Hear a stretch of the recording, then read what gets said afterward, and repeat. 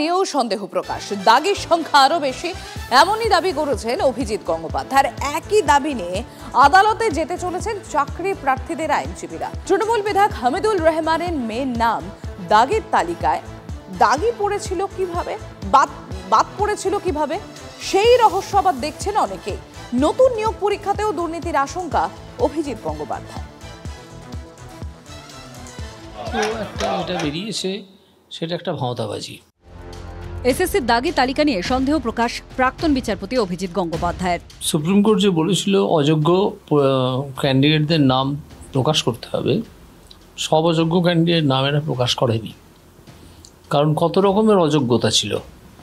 একটা হচ্ছে ওএমআর শিটে পেয়েছে 3, করে দিয়েছে 53, এই একটা লোক ছিল। একদল ছিল পরীক্ষাতেই বসেনি অথচ তাদের নাম চলে এসেছিল। একদল ছিল যারা লিস্ট এক্সপায়ারের পরে যাদেরকে রেকমেন্ড করে অ্যাপয়েন্টমেন্ট লেটার দিয়ে দেওয়া হয়েছে। এই তালিকা থেকে এসবের কোনো চিহ্ন খুঁজে পাওয়া যাচ্ছে না।